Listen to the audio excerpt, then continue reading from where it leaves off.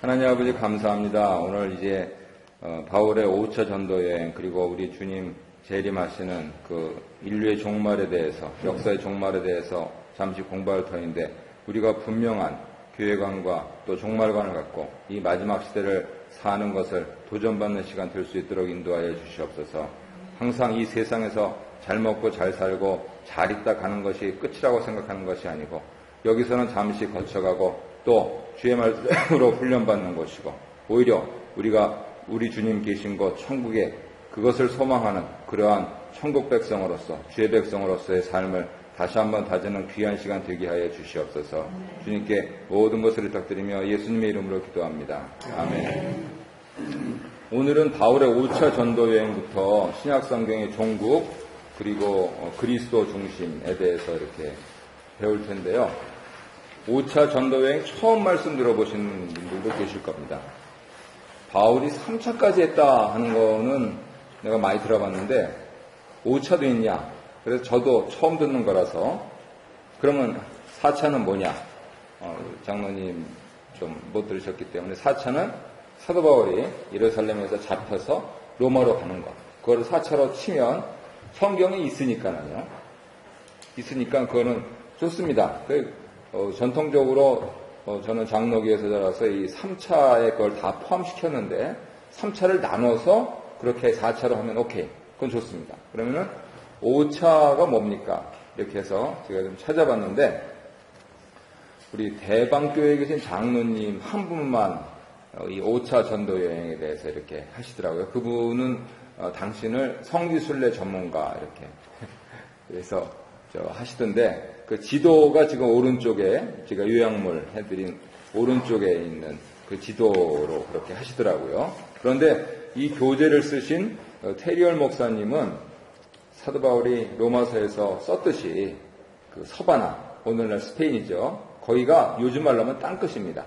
땅끝 전도. 항상 거기 관심이 가 있으니까 했을 거고 그 다음에 제자인 디모데가 목회하는 에베소 그리고 디도가 목회하는 그레데 틀림없이 가봤을 거고 그러면 거기를 가려면은 마게도니아 거쳐야 되고 그리고 다시 로마로 들어와서 그리고 전승에 따르면은 이제 참수당했다 이렇게 되어 있는데 당했더라도 그 다음에 돌아와서 이렇게 순교를 당했을 거다 하는 그러한 여운을 남기면서 이제 이것을 5차로 쓰신 겁니다. 그래서 지금 이 5차 내용은 성경의 사도행전에서는 없습니다.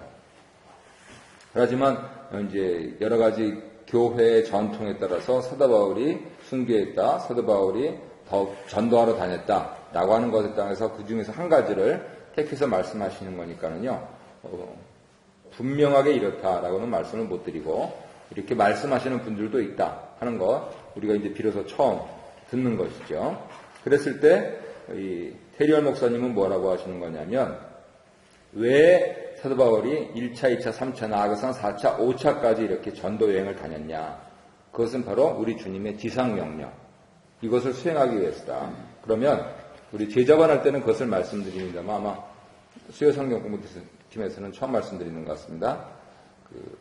너희는 가서 모든 족속으로 제자를 삼아. 이렇게 마태복음 28장 19절 나와서 그것을 지상명령이라고 하는데 18절부터 가야 되는 것이죠. 하늘과 땅의 모든 권세를 내게 주셨으니 예수님 말씀하신 게 그겁니다. 그리고 16절을 보면은 감람산에서 예수님을 뵈온 사람들 중에서 지금 지상명령을 받은 사람은 모두 몇 명일까요?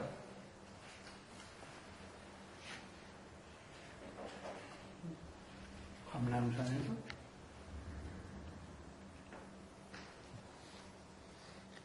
모두 몇 명일까요? 예수님 이제 승천하시는 때니까. 500명. 500명에게 보이셨다. 그 다음에 120명에게 보이셨다. 그런데 이 지상명령은 그 문맥을 따라 보면은요, 11사도에게 하신 겁니다. 그게 16절에, 마태복음 28장 16절에 있습니다. 찾아보시면 돼요. 네. 그래서 제자들에게 그렇게 말씀을 하신 그것인데, 이것이 교회의 사명이 되려면 어떻게 되냐면 우리가 그 제자의 전통이 있어야 되는 겁니다. 그리고 예수님께서는 마태복음 28장 19절, 20절에서 여러 동사를 쓰면서 말씀하시는데요. 문법적으로 보면은 그 동사에서 주동사라 그러죠. 예수님 말씀하시는 거에 있어서 이렇게 해라 라고 하시는 그 목적을 갖고 있는 동사는 하나뿐이 없습니다. 그것이 뭐냐면 제자를 삼으라. 그러니까 너희는 가서 제자를 삼아라. 어떻게 해요? 일단 가라. 어떻게 해요? 가서 세례를 줘라. 어떻게 해요? 가서 세례를 주고 가르쳐서 지키게 해라. 그겁니다. 그래서 사도 바울이 제자 삼으라 하는 것을 자기 전도 여행의 목표로 삼았고, 그리고 서두에서 말씀드렸다시피 자기의 제자인 디모데 디도를 챙기고, 이러한 이제 좀 종합적으로 설명을 하시고 있습니다. 그래서 오늘날 교회를 이렇게 섬기는 데 있어서 충성된 사람들을 훈련하는 길 외에 대안은 없다고. 만약에 우리 교회가 교단에 가입되어 있다 그러면은 제가 갑자기 이제 한국 교회의 부름을 받고 간다 그러더라도 이제 임시 장로장이 오시면서 그렇게 될 텐데, 지금 상태에서 만약에 이제 어느 큰 교회에서 오라고 해서 제가 그러면 이제 여기는 다 한 것 갖고 가겠습니다. 그러면 아마 적잖이 좀 혼란이 일어날 가능성이 있습니다. 한 5,000명, 8,000명 되는 교회도 아마 더 크기 때문에 그럴 수도 있는데요. 거의 뭐 한 2년, 3년은 공백기를 갖습니다.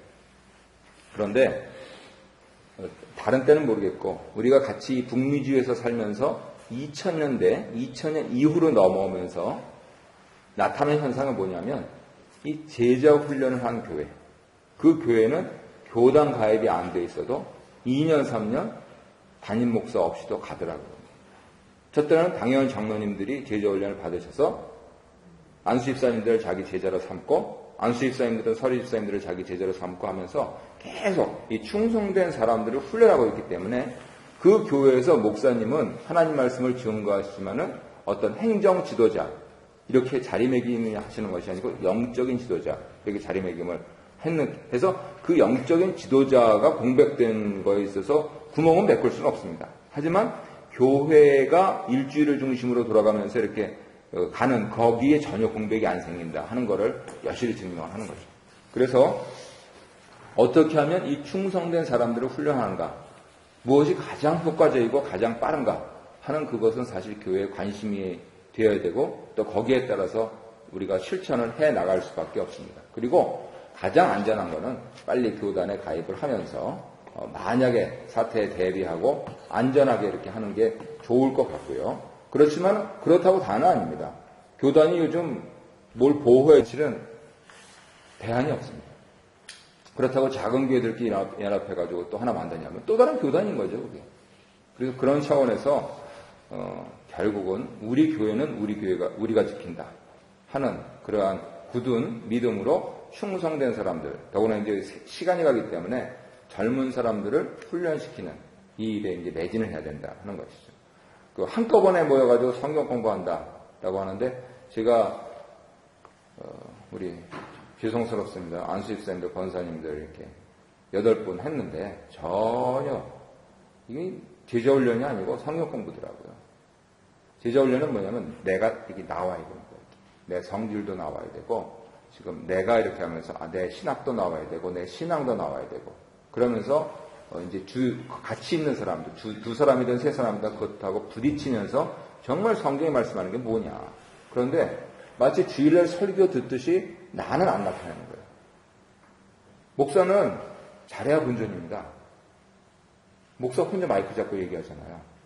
그러니까 칭찬을 듣던지 비판을 받던지 둘 중에 하나입니다. 그런데 그거를 3년, 5년 해가면은요, 그 소리가 그 소리입니다. 그렇잖아요. 왜 엄마 밥이 맛이 없습니까? 평생 먹으니까 맛이 없는 거예요. 근데 왜 그쪽 가면 맛있습니까?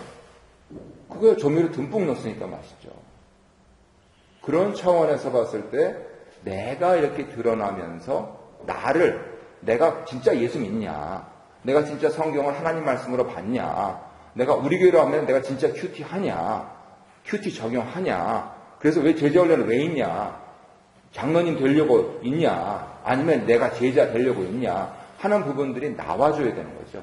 근데 지난번에 8명 모였는데도 안 나오더라고요.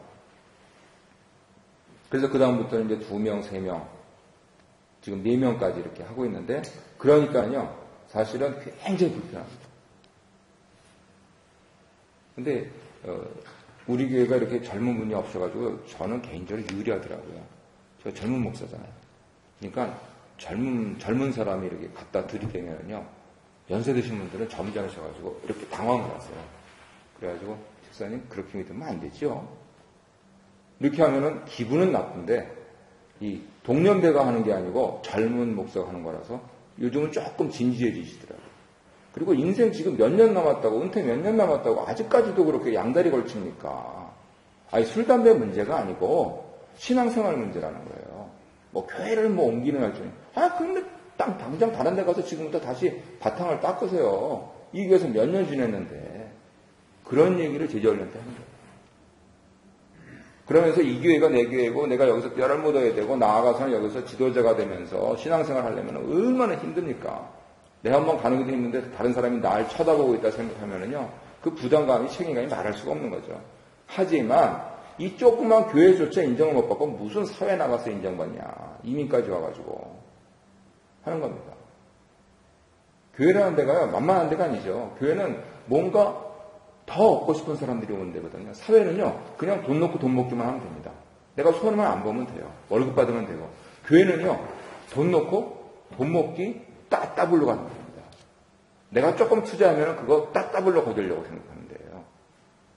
그런데 여기서 내가 나를 희생하고 나를 내놓고 하는 그런 수련을 거치면서 예수님이 가신 길이 이 길이구나 하는 거를 깨닫는 게 그게 보통 일이 아니죠. 엄청난 자기 희생이고. 그랬을 때 그 사람들을 충성된 사람들이다 이렇게 하는 거고, 그 사람들이 하루아침에 만들어지지 않는다.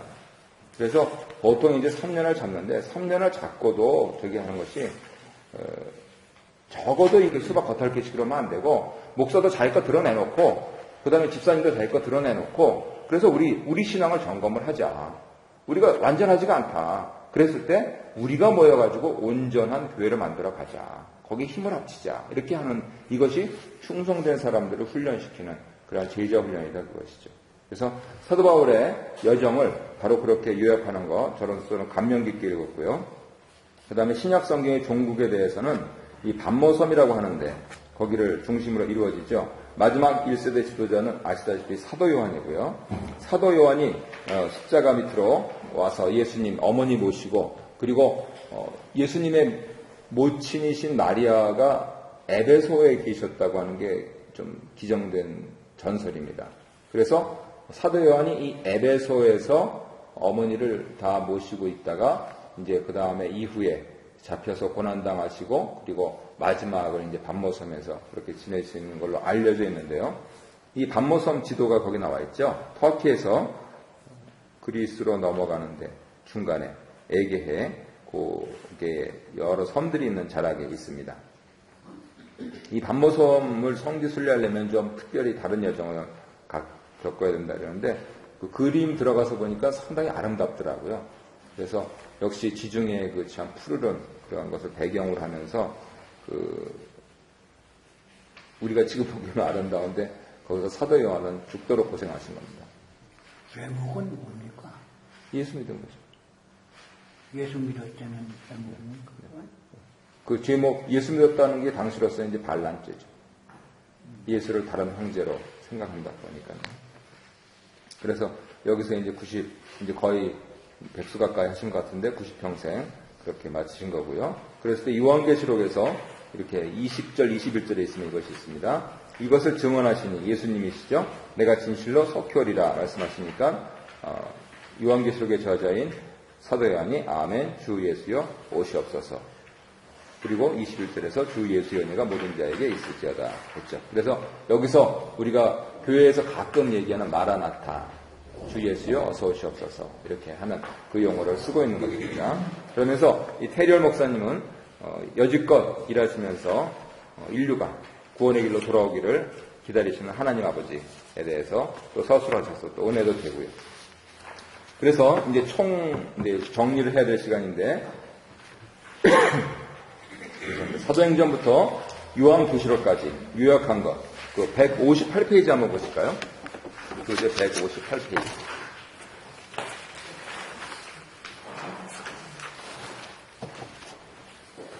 거기 보면 아래 지도에 보시면은 다른 거는 다 괜찮은데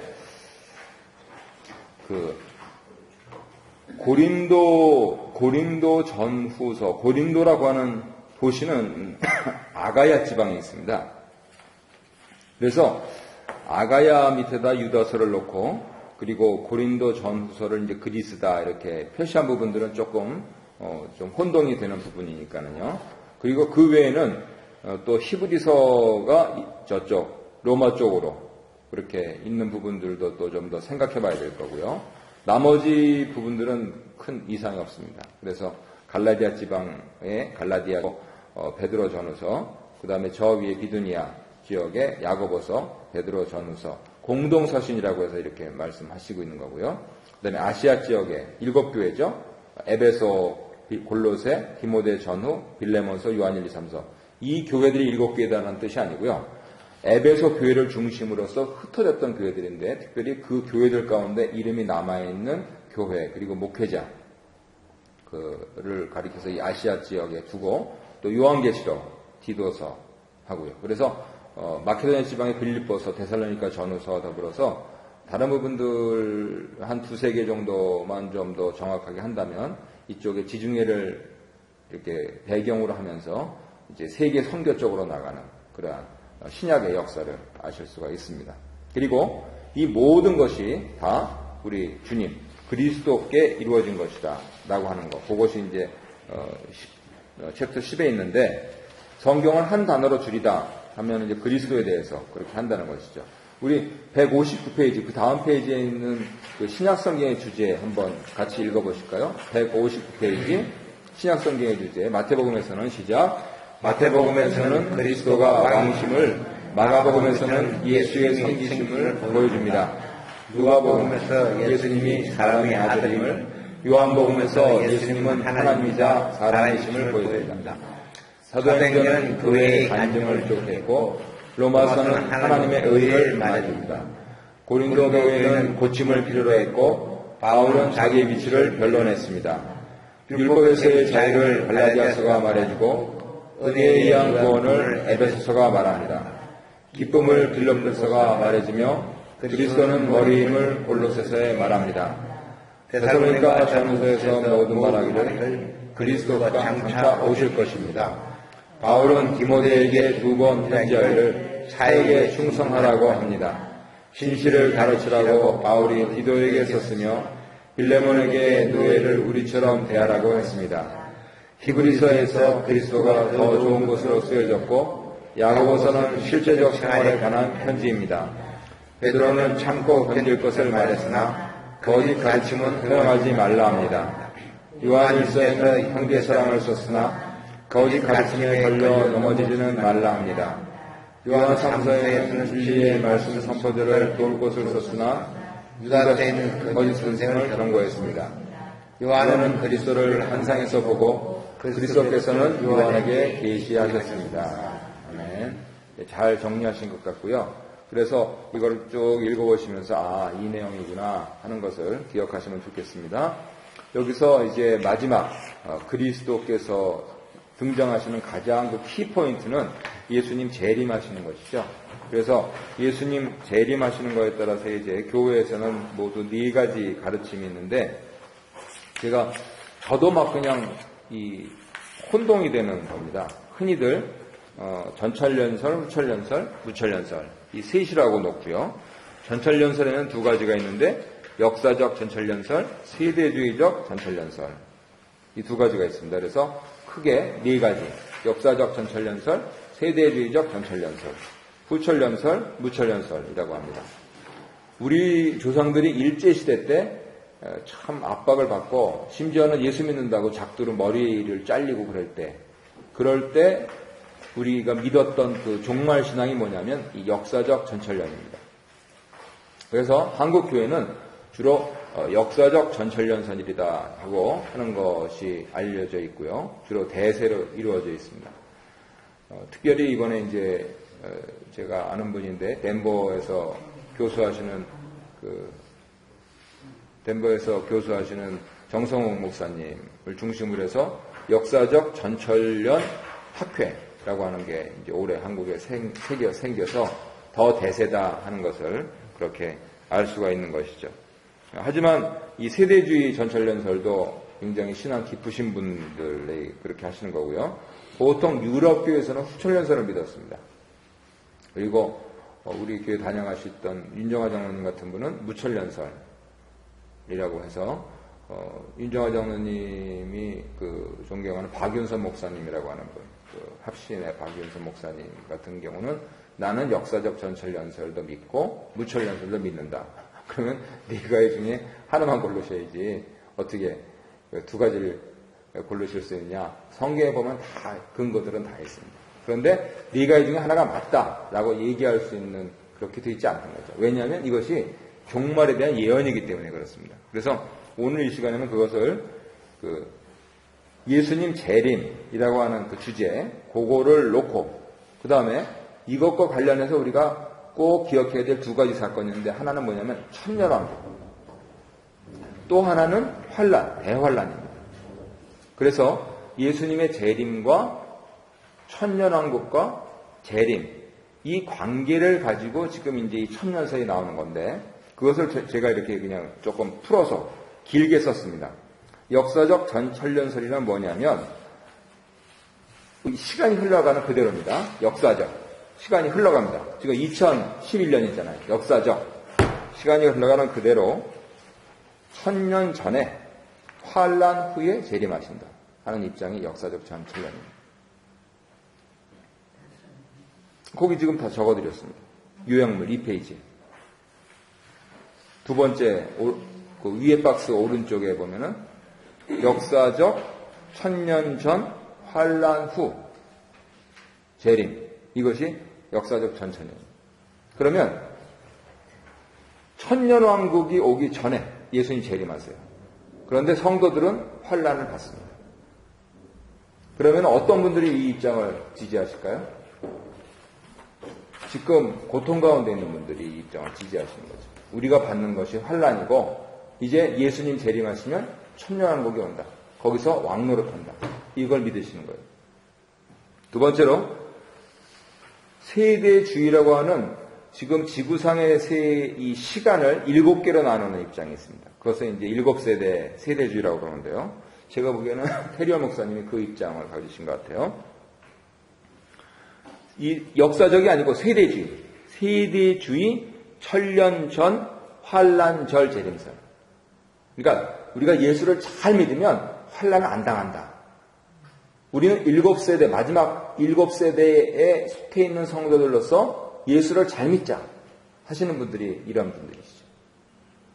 그러면 어떻게 세대주의 하시겠까요? 그 다음에 후천연설은 유럽 요새 아주 금융위기 난리지 않습니까? 유럽 교훈식이 다 가고 미국이 벌써 세계 다스린 지 60년이 지나가는데 70년이 지나가는데 요즘은 후천연설 믿는 사람이 없습니다. 거의 없어요. 그런데 이 후천연설은 뭐냐면 천년왕국이 지난 후에 예수님 재림과 환란이 같이 임한다. 예수를 잘 믿으면 예수님 재림에 동참하고 예수를 못 믿으면 환란을 당하고 그러다 지옥 가고 그리고 우리는 천국 가고. 그러면 왜 천년왕국이라고 했냐면 유럽이 살기 좋았거든요. 캐나다에 사시면서 후천연설 하실까요? 마지막으로 무천년설이라고 하는 것은 이 천년하고 환란 이런 부분들이 무슨 역사적이라든가 세대주의적이라든가 그렇게 시간상에서 이루어지는 것이 아니고 상징적이다. 오늘을 살면서도 나는 천년을 살 수도 있고 환란을 당할 수도 있다. 그러니까 천년이 없다는 말이 아니에요. 지금 우리가 성경에서 예언되고 있는 것을 그대로 살고 있으면서 우리의 생이 마치는 날 예수님 재림하시고 인류가 마치는 날 예수님 재림하신다. 우리 생이 마치는 날 재림하는 것을 개인의 종말이라고 그러고 그 다음에 인류의 역사가 마치는 날을 역사적인 종말이라고 그래요. 그래서 기독교 종말론은 두 가지가 있습니다. 개인의 종말과 역사의 종말. 그래서 우리 흔히들 그러시잖아요. 나 죽으면 끝이지 뭐. 그렇잖아요. 그래서 나는 죽어서 어디 가겠습니까? 연옥에 가시겠습니까? 시크당에서는 전 천국 갑니다. 그러면 천국 가면 천년왕국 이것도 뭐 천년왕국이 있다가 뭐 천국 갈 필요가 뭐가 있어요? 난 천국 가 있는데. 그래서 그런 차원에서 이 무천년이 설명이 되고 있는 거고요. 그 천연왕국을 이야기한다면 지금 이 시점은 어떻게 봐야 돼요? 그래서 천연왕국에 들어가야 돼요. 지금 무천년 같으면은 이 시점이 천년왕국도 있고 환란도 있다. 이렇게 보는 거고요. 다른 세 입장은 천년왕국이 임한다. 이렇게 보는 거고요. 네. 앞으로든 수천년서는 이미 지나갔죠. 자, 좋은 이 문제를 우리 믿는 사람들도 아리까리하게 만드는 건데 이거를 자꾸 얘기하면은 혼돈만 생기고 복음을 전환되는 입장에서도 이 문제를 자꾸 얘기하면은 뭐 지네들도 잘 못 두면서 뭐 잠깐 얘기를 하냐 이렇게 나올 것 같기도 하고 도움이 안 되는 것 같은데. 예, 많이 갑니다. 근데 우리 믿는 사람들은 잘 모른다. 왜요? 성경책은 수학이나 과학책이 아니니까 성경책은 성경책입니다. 그래서 예언된 대로 이루어지는 책입니다. 그랬을 때 사람들이 모를 정도로 그건 결국 뭐냐면 우리가 우리의 옷깃을 여미고 항상 대기에 있어야 된다. 그거를 제일 잘 전도한 사람들이 여호와의 증인이에요. 그 사람들이 책자에 밤낮 쓰는 게 뭡니까? 깨어있으라. 네, 깨어있으라. 그래서 우리가 안 깨어있는 게 문제예요. 세상 사람들은 자기네들이 자고 있는 것도 아직 모르고. 근데 우리는 교회를 다니면서 깨어있으려고 하는 그 노력을 점차 이렇게 등한시하게 되니까 이 종말론은 자꾸만 이렇게 말해줘야 됩니다. 더구나 이 캐나다에서 어떤 사람은 주일날 예배하고 어떤 사람은 푸른 초장교회로 가는 이 옵션이 있다고 생각하는 교회. 한국의 젊은 사람들은 어떤 사람들은 대천 해수욕장이냐 아니면 무슨 근처에 있는 교회냐 이렇게 하는 이 옵션이 있다고 생각하는 것은 아니고 예수를 믿는다는 것은 많은 절제와 근검과 나아가서는 우리가 하나님 앞에 우리 자신을 들여서 구원받는 그 삶을 살아야 되는 것을 의미한다. 이거를 얘기해 주는 게 종말론이거든요. 그랬을 때 니네들도 잘 모르지 않느냐? 그러면 너는 알려고 노력이나 해봤냐? 그 얘기를 해주셔야 됩니다. 그래서 네가 아는 게 뭔데? 우리 믿는 사람들이요 당당하게 나가야 됩니다. 뭐 너는 예수 믿으면서 그것밖에 못하냐? 그래서 도덕적으로 너하고 나하고 비교하면 내가 위야 네가 위야 이렇게 얘기하셔야 됩니다. 그건 누가 위입니까? 당연히 예수 믿는 사람이 위죠. 근데 아니 그 얘기가 아니고 너는 이렇게 믿어야 되는데 그건 누구 생각인데? 네 생각인데 그러면 너는 그렇게 하고 있냐?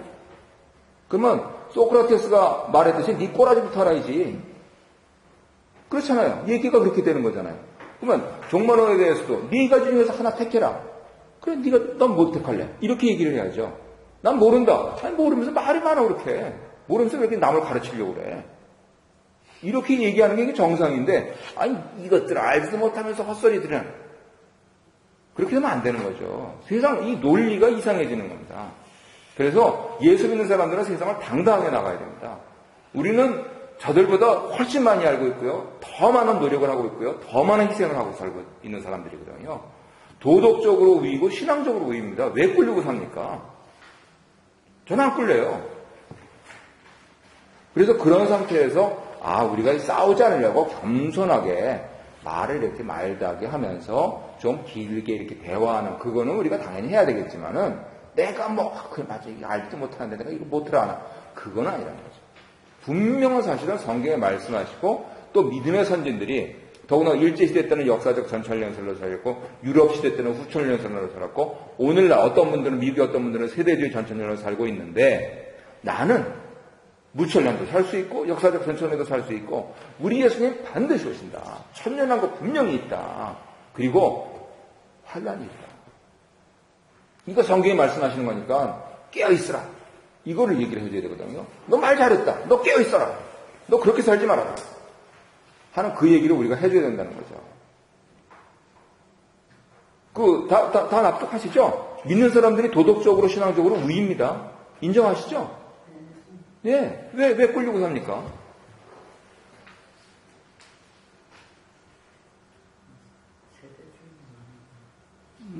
예수 믿는 사람들은 예수님 오실 때까지 자기 그걸 예수를 확실히 믿어야만 이제 구원을 받는다.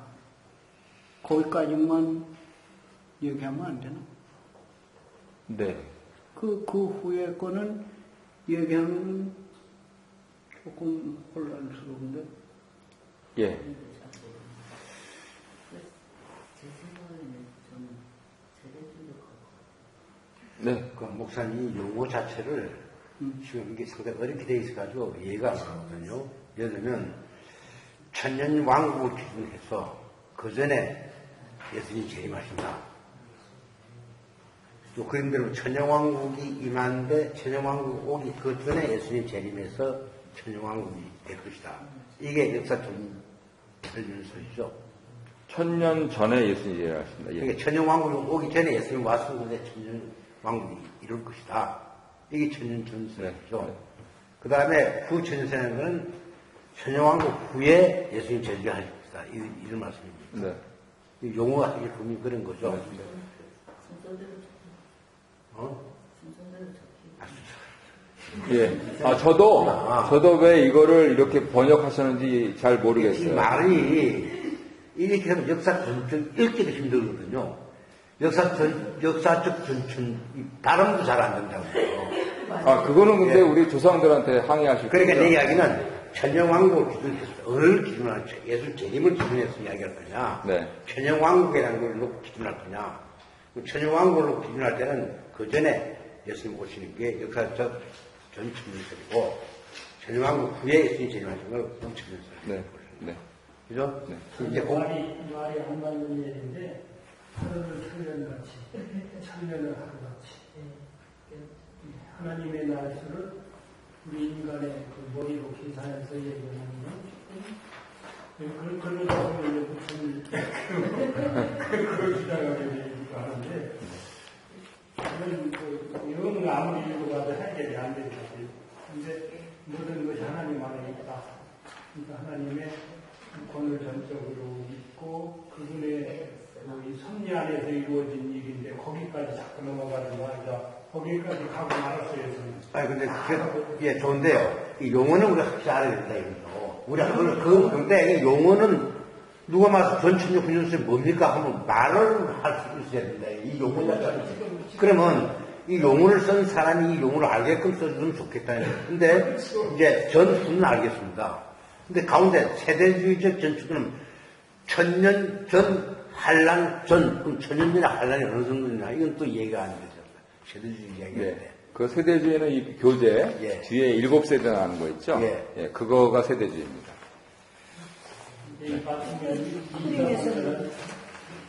그림에서는 10년 환란 다음에 예수님께 제대하는 걸로 되고 네. 거기 보면은 그 전에 1차 공중재림 있죠? 박사님? 세대주의 1차 공중재림 그 밑에 성도 휴거가 있죠? 예. 그게 포인트입니다. 성도들은 환란 전에 휴거당한다고. 그런데 그 앞에는 또, 그 앞에, 예수 재림이 7년 환란 후에. 네, 지상재림. 네. 이게 다 가설이고, 짐작하는 거지. 뭐 이걸 어느 걸로 하나 믿는다, 이 생각이 좀. 네. 제가 뭐 연구하는 사람들에 따라서, 그러니까 우리 정설이라고 할 수 없지. 그래서 그런 거 있다 하는 정도로 우리가 아는 정도 아는 거라 내 문제인 거지. 예. 다 이제 다들 보수적이시고 또 평생 이거 가지고 붙들고 연구하신 분들이 모두 네 진영으로 나눠져 있는 거거든요. 저는 역사적 전천년 혹은 무천년 그쪽입니다. 네. 그쪽이고요. 세대주의는 너무 이 시간을 임의적으로 정해놓은 느낌. 이게 이제 현혹되기 쉬운 부분이었던 여기가 아주 예. 근데 예언자들이 많이 나오는 이유가 여기서 네. 억지로 해주니까. 그리고 김정론이 말씀하신 거 용어를 그렇게 좀 복잡하게 한 거 그거는 사실은 이제 우리 선배 신학자들의 그 그거는 과언입니다. 아무튼 저도 신학교 때 역사적 전철련, 무철련, 후철련, 세대주의 전철련 배웠는데 아무리 시험하려고 외워도 막 그냥 그때만 잠깐 지나면 또 헷갈리는 겁니다. 그런데 오늘 말씀드린 게 뭐냐면 그렇게 교회에서 얘기되어지는 말 뜻이 뭐냐면 예수님 재림하신다는 겁니다. 예수님 재림하시는데 어떤 사람들은 그거를 공중재림, 지상재림으로 나눠요. 그런데 둘로 나누지 말고 예수님 재림하신다는 겁니다. 그러면 요한계시록의 다니엘서에 있듯이 천년왕국이 대환란이 언제 있느냐 그거에 따라서 네 진영으로 나눠진다는 거예요. 그 말씀대로 하나님마다 가지고 천사도 모르고 아무도 모르고 이제 하나님만 아신다는 거예요. 예, 이 예수님 재림을 하나님만 아신다는 거고 순서가 어떻게 되느냐 지금 이거는. 순서가 어떻게 된 것도 아니, 순수로 알면 그건 다 아는 거죠. 그러니까. 순서도 하나님이 정하시고 근데 이게 참, 이게. 이런 연구하는 사람들 우리가 자꾸 참고하면서 네. 저도 시장적으로 볼 때는 사실 무천년설 쪽으로 우리가 오는 건 확실한데 그때는 모른다. 네. 이렇게 가는 게 상당히 신앙적으로. 개인적으로는 저는 2012년도 조금 조심해야 될 것 같은 것이 마귀가 결국 하는 짓이 뭐냐면 하나님 그 형상의 그림자를 따르는 거거든요. 마귀가 이 영물이잖아요. 그랬을 때 교만에서 떨어졌는데 마귀가 할 수 있는 최대한의 것이 뭐냐면 하나님 비슷하게 하는 겁니다. 그랬을 때 세상에서 성공하는 것하고 하나님 나라에서 성공하는 것하고 굉장히 비슷하게 보여요. 세상이 하나님을 모르니까 여기에 성공만 자꾸만 얘기해서 그렇지. 사실 노벨상 받으시고 뭐 인류에 기여하시면 얼마나 좋습니까? 아름다운 일이죠. 그런데 그것을 하더라도 이건 지나가는 영화에 불과하다는 거죠. 그랬을 때 영생 복락과 하늘의 멸관을 우리가 찾는 거. 그 부분들이 마땅하듯이 마지막 때에 대해서도 마귀가 자꾸만 헷갈리게 하는 겁니다. 그랬을 때 예를 들어서 1월 성신을 보고 점치는 사람들, 그 사람들 어디에 정신이 현혹되어 있습니까? 마귀의 정신이 현혹되어 있어요. 그래서 애곡동교회라는 데서 이제 목사님이 저쪽 어디 교단인지 잊어버렸고 거기 보수적인 교단입니다. 거기서 이렇게 성도들을 위해서 교육하시는 걸로 그렇게 정리를 해놓으신 거고요. 좀 그 아래에 있는 거는 미국에 계신 분이 또 이렇게 그림을 조금 더 세련되게 그리셔가지고 했는데 대동소이합니다. 그래서 이 예수님 재림하신다 하는 이 분명한 성경의 예언 이 부분에 대해서 우리가 믿음을 갖고 이 종말을 살았으면 좋겠습니다. 마지막으로 161페이지, 2페이지 거기서 성경 각권의 그리스도 한번 쭉 읽어보시고 끝내도록 하겠습니다. 161페이지.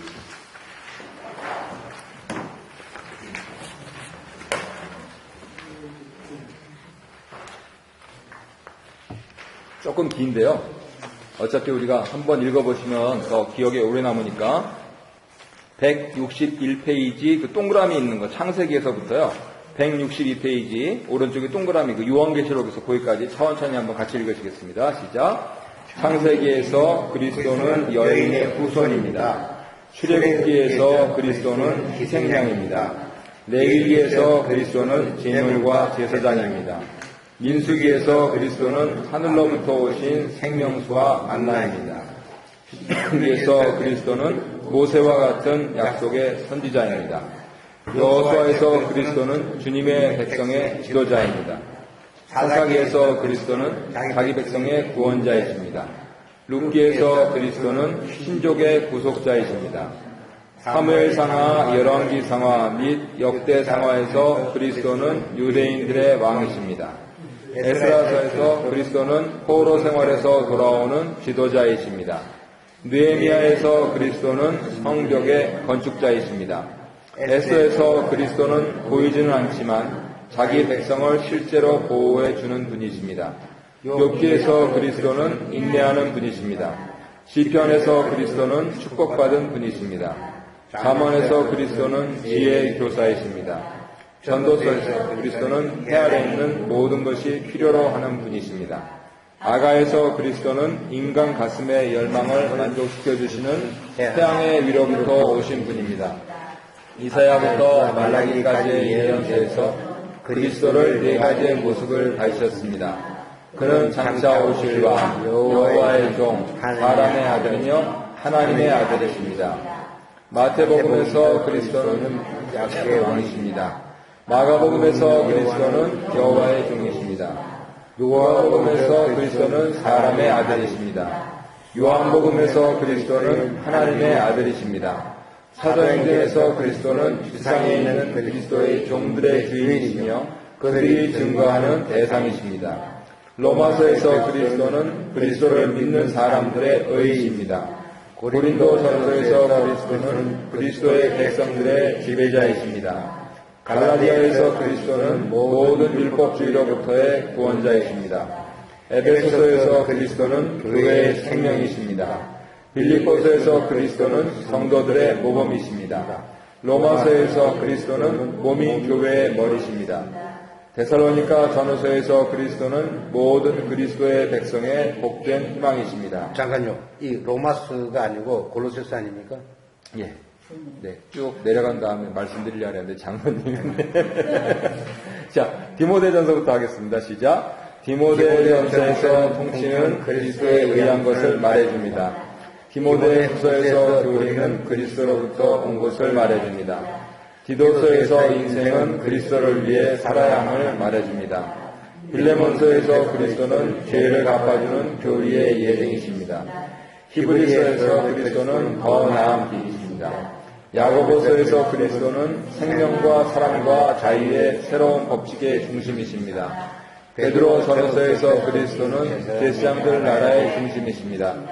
요한 1, 2, 3서에서 그리스도는 우리의 교제에 있어 빛과 생명과 기초가 되십니다.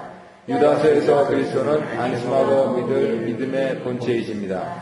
요한계시록에서 그리스도는 갑자기 오실 완전한 영광이십니다. 아멘.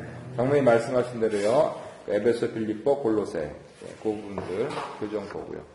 이것으로 이제 신약까지 다 하고 이제 다음 주 한 거 다 하시면 지금 나눠드린 스프링 펠로우 목사님이 쓰신 또 성경 66권 Through the Bible이라고 하는 근데 그걸 1년에 하도록 52주로 편집해 놓은 거 계속해서 이렇게 나가시겠습니다. 오늘 하신 거 혹시 질문 있으신가요?